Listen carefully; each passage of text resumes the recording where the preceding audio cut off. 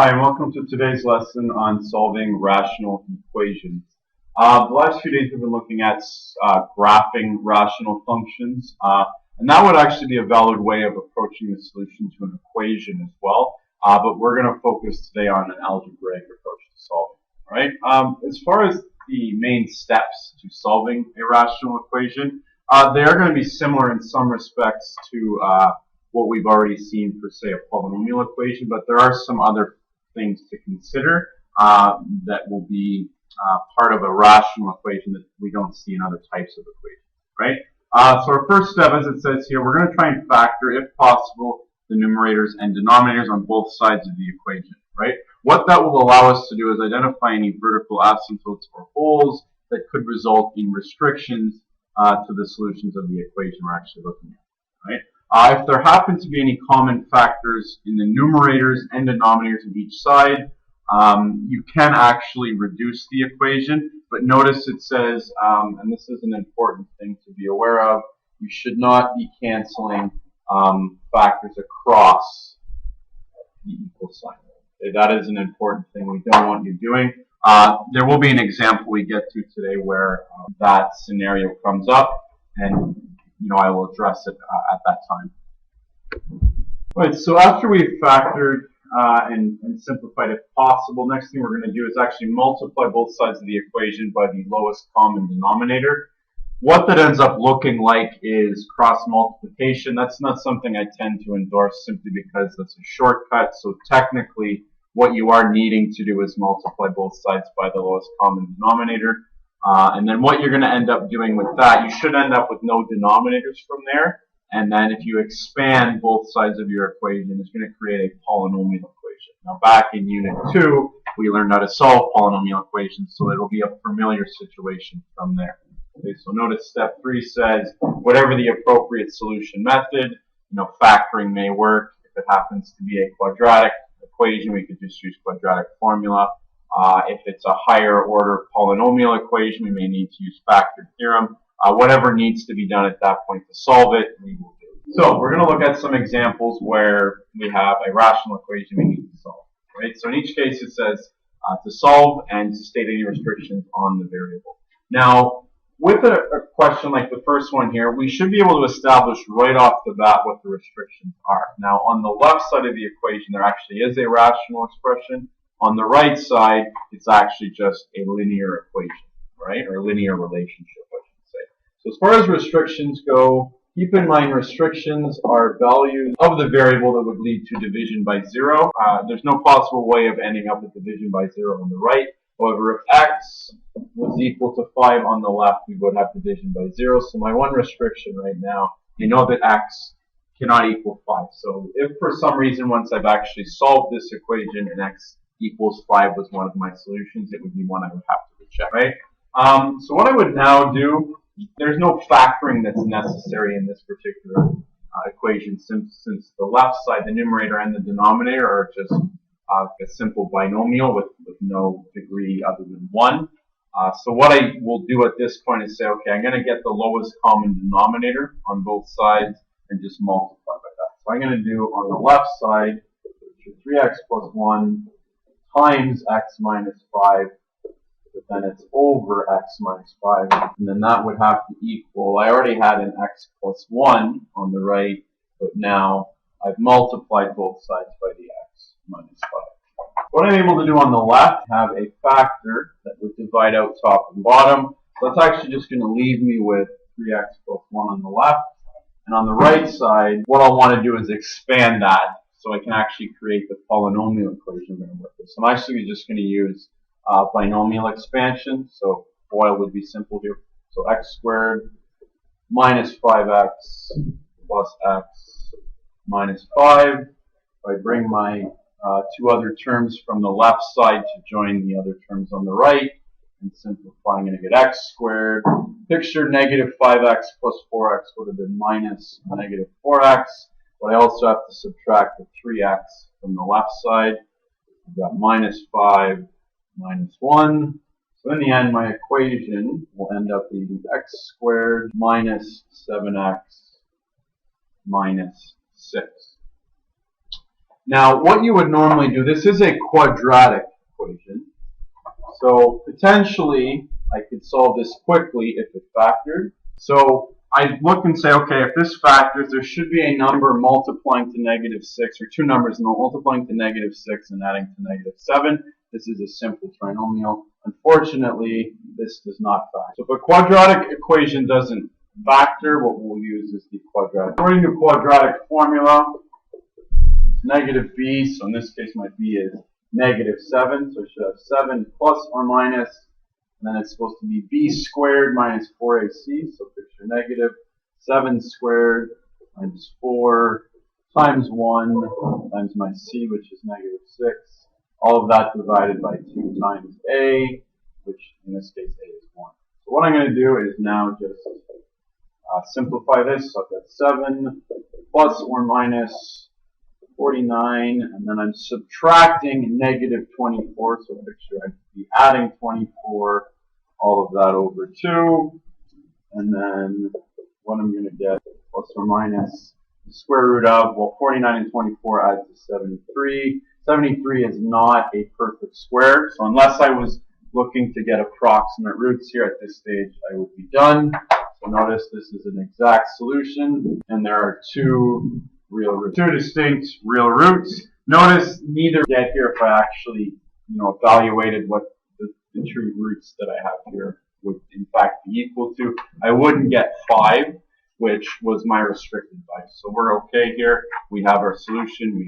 Okay, example part B. This one is a little bit more complicated in that now on both sides of the equation I have rational expressions. And just based on the denominators, which are degree 2 or quadratic expressions, looks like I'm going to have to factor the left and the right side. So that's what we'll do to start with. So on the left side, what I would have is x minus 4, and then if I factor the denominator, the simple trinomial, it will factor to be x plus 3 times x plus 1. And then on the right side, don't need to do anything with the numerator, but my denominator, that in fact is a perfect square trinomial, since what multiplies to 9 and adds to 6, 3 and 3 would. So this is actually x plus 3, if you wish, x plus 3 all squared. Now what I could do at this stage is list my restrictions. I'm going to have several more in this particular question compared to what I had in the previous one.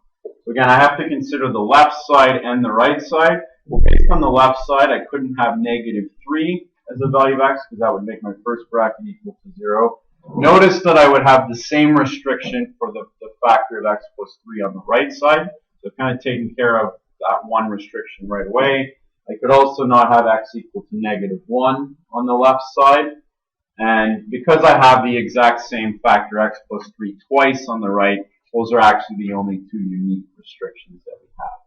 Okay? What I would do now, I'm going to try and, again, kind of get rid of the denominators at this point and create a polynomial equation from here. So what I need to identify is what the lowest common denominator between the left and the right side is. So I kind of have to look at each side and say, okay, do they share anything in common, and what do they not share? So if I look, they both have an x plus 3, so that should definitely be part of my common denominator. But notice the right side actually has 2 factors of that. The left side only has 1, so I should actually have x plus 3 twice in the denominator for it to be common. I also see an x plus 1 on the left side, but not on the right side. So I'm going to kind of combine the factors together. So I should end up having my lowest common denominator being x plus 1 times x plus 3 times x plus, right? Okay, now that we've got our lowest common denominator, I'm just going to multiply both sides of the equation by this expression so we can actually eliminate the denominators and create the polynomial equation that we should get. So I'm going to have on the left my numerator times the lowest common denominator all over what my denominator was equal to, which is x plus 3 times x plus 1. And then on the right side, same idea. So I've got my x minus 5, but then I have to multiply by the lowest common denominator there. And then again, that's being divided by what was in my denominator on the right side. So x plus 3 times x plus 3. So on the left, I'll look and say, okay, well, I see an x plus 1 that I can divide from the top to the bottom. I also see an x plus 3. We'll divide top and bottom. On the right side, x plus 3 and x plus 3 will reduce, and actually the other set of x plus 3. So in the end, I actually end up having an equation that simplifies to, once I get rid of my denominator, so x minus 4 times x plus 3, that will equal x minus 5 times x plus 1. So now what I'll do is I'll expand on both sides and collect my like terms. So x squared plus 3x minus 4x minus 12, that should equal x squared plus x minus 5x and minus 5. So now, at this stage, one thing I want to sort of highlight here, and if you don't feel comfortable doing this, don't worry about it, but we're going to end up collecting all of our terms on one side of the equation or the other. The fact that both sides of the equation have a 1x squared. Picture, if I isolate on the left or on the right and move all my terms there, the other x squared term from the other side is going to end up being subtracted. So in the end, I'm going to end up with an x squared minus an x squared. So what I'm going to do here, I'm going to recognize that, okay, these two terms will end up just simplifying and disappearing. So I'm just going to eliminate them at this stage. It'll make the equation a little bit easier to work with. One other thing I'm going to kind of recognize, I have some like terms on the left. So if I added 3x and subtracted the minus 4x, leaves me with negative x. Similarly, if I combine the x terms on the right side, I'd have a negative 4x left over. So picture, it doesn't really matter which side I collect my terms on, but I think if I collect the x's on the left, I will have a positive coefficient on the term, which is nice. I'm going to go negative x plus 4x, and then I've got minus 5, which was already on the right. I would have to add 12 to isolate for the constants on the right. So I end up getting 3x equaling 7. So in the end, my solution, which there's only one for this particular equation, my solution for x ends up being 7 over 3.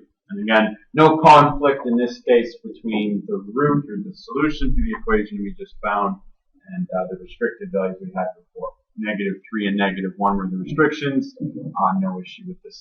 Okay, part C. Now with this particular equation, again, getting a little more complicated from even the last example. Now we actually have quadratic expressions in the numerator and the denominator. One particular issue with this equation, as we're going to find, there are a few things that I've mentioned earlier in the lesson that are going to kind of come up in this that are very important to highlight because they are kind of special cases that if we don't address them properly, we could either incorrectly determine the solution or actually omit possible solutions. So you're going to see what I mean here momentarily. So like we've done before, we're going to try and factor both top and bottom in this case to see if we can identify any asymptotes, which would then be restrictions, and kind of go from there. So if I look at the numerator of the left side, it's a simple trinomial. It happens to factor as x plus 3 times x minus 1. My denominator actually factors as x plus 4 times x plus 3. And then similarly on the right side, I've got a simple trinomial on the top there. It will factor as x minus 2 times x minus 1. And dividing that by, in this case, it's got to be x minus 4 times x plus 1. Okay. Now what I would be able to do at this stage, we are at the point where we might be able to simplify, but before I do that, I should actually state my restrictions before I go any further. So we'll state our restrictions, and then if anything simplifies from there, we'll do that before we move on. So based on what I see on both the left and the right side, I cannot have division by 0. So on the left side, well, x equaling negative 4 would cause division by 0, as well as x equaling negative 3. On the right side, x could not be 4, so I'm actually just going to say, well, positive or negative 4 and then I can also not have x equaling -1.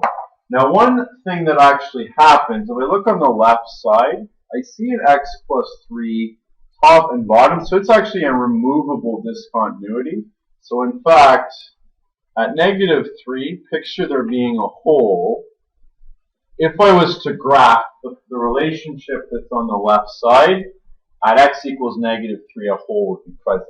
Okay? However, just because it's removed does not mean there isn't a discontinuity. So I still have a discontinuity there, so it is still a restricted value.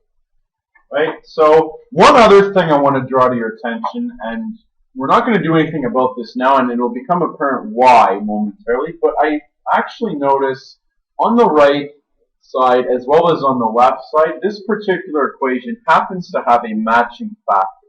Okay? Now I have said, and this was mentioned earlier in the sort of generic steps that you'll follow, it is okay to simplify or reduce a rational equation if expressions from the same side will reduce top and bottom. You should not, however, do that if the two expressions that match happen to both be in the numerator or both be in the denominator, but be on opposite sides of the equation. Okay? So I'm going to resist the temptation to actually eliminate that x minus 1 factor, and the reason I'm going to do that will become more apparent momentarily when we actually get this equation into like a polynomial equation like we've done in the past two examples. Right? So what I would do now, I would look and say, and it may even be worth rewriting the left side here. So I've actually got x minus 1 over x plus 4, and that is now equal to, well, my right side hasn't changed at all. So it's still x minus 2 times x minus 1 over x minus 4 times x plus 1. Right? So what I would now want to identify is what the lowest common denominator is, and then I'm going to multiply both sides by that. So the lowest common denominator in this equation is actually, since on both sides the denominators are not, they don't have anything in common, so in fact the lowest common denominator is just the product of all three. So what I would do is multiply both sides by that lowest common denominator. So picture my left will now become x minus 1 times x plus 4 times x minus 4 times x plus 1. And I'm dividing that by x plus 4. So the x plus 4s are going to reduce here momentarily. And then picture x minus 2 times x minus 1. And then I've got to multiply by my lowest common denominator. All of that is dividing x minus 4 times x plus 1. If I now look on the left side specifically, I am able to eliminate the denominator, the x plus 4. On the right side, I can divide out my x minus 1 factors as well as my x plus 1 factors. So if I kind of take stock of where we are at and what we're left with, notice my left side is x minus 1 times x minus 4 times x plus 1, and that is supposed to be equal to x minus 2 times x minus 1 times x plus 4. Okay. Now again, I'm going to highlight the fact that I still see x minus 1 on the left side and the right side. Now I'm not going to just say, okay, those two factors will divide out. I don't need to worry about it. What I am going to do is actually picture, I'm going to move everything to one side of the equation. Now right now, both sides are in factored form, and I'm going to kind of leave it that way temporarily because I'm going to exploit the fact that there actually is a common factor on both the left and the right side. So picture, I'm just going to bring everything to the left side. Right? Now I could do it to the right, it doesn't really matter. I'm just saying let's bring all of the terms, or all of the expressions in this case, since they're all factored, to one side. Okay? Now it's all on the left side, so I've got x minus 1 and x minus 1. They happen to represent a common factor here. Right? So I have a common factor of x minus 1. I'm actually going to remove it and make it a common factor here.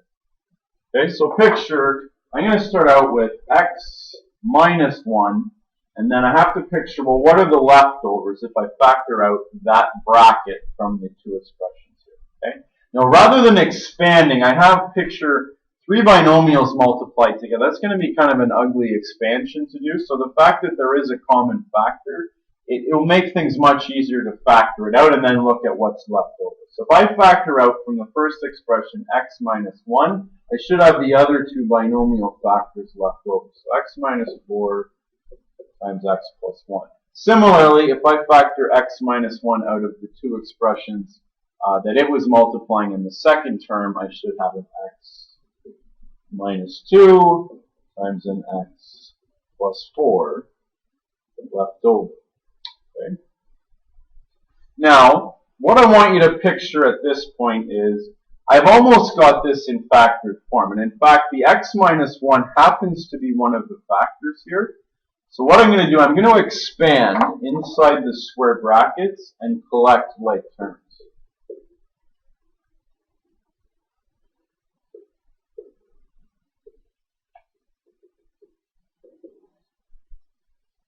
But again, notice I waited and factored out the x minus 1 first. I didn't just expand first because I would have had a much bigger mess. And in the end, I'd have a much more complicated equation to solve, which if I can avoid, that would be nice. So I've got this x minus 1 factor up front. And then within my square brackets, I'm just going to FOIL each of the 2 binomial expressions that I'm multiplying. So I have x squared plus x minus 4x minus 4. And then I may want to, in this case, since I'm subtracting a product, I'm going to keep the product within brackets, but no, I'm going to subtract it momentarily. So I'm going to have x squared plus 4x minus 2x minus 8, all of that equaling 0. So now, it's your x minus 1, and then what I'm going to have, so x squared. My dog when comes to main office. X minus 4x, that's going to be minus 3x minus 4. And if I drop my brackets here, I'm going to have minus x squared. One thing I'm going to do at this point, just so I have fewer terms to keep track of, right there will end up being 2x. But if I'm subtracting that, I actually have to have minus 2x. And I'm subtracting negative 8, so picture plus 8. All of that equals 0. So now what I have, so I have the factor of x minus 1. And now x squared minus x squared. Those terms disappear. And if I collect my x's, I'm going to have negative 5x, and then, as it turns out, plus 4. That equals 0. Okay, so notice what I'm left with. I'm left with this factor of x minus 1 that we actually debated earlier. Should we actually remove it or not? Hopefully now you see why we didn't do that, because it's actually a solution to the equation. X equals 1 should actually be a solution to this particular problem. If I remove it as a factor, though, I'm not going to realize that at the end. So this is one of the roots of my equation. Okay, so definitely, I can't emphasize enough, if there is a common factor, but it's on opposite sides of the equation, keep it, because it's probably going to lead to one of your solutions. Or there's a very good chance at least that it could. Right? The other factor that I have left here, the negative 5x plus 4, picture, that could also be equal to 0. So if I was to set that up and solve for x, you have negative 5x plus 4, that would have to equal 0. So 4 would have to equal 5x. So in the end, x would be positive 4 over 5. So notice I have, for this particular equation, 2 real roots. And if I wanted to sort of verify, do I have any conflict here? Well, our original restrictions were negative 3 plus or minus positive or negative 4 and negative 1. These roots do not conflict with that, so these are in fact both valid solutions.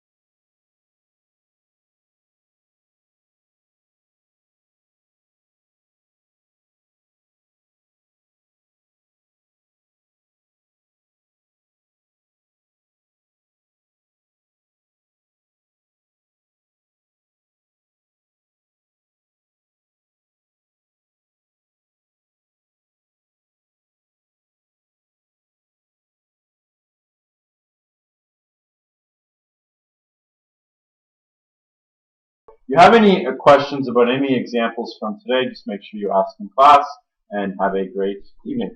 Bye for now.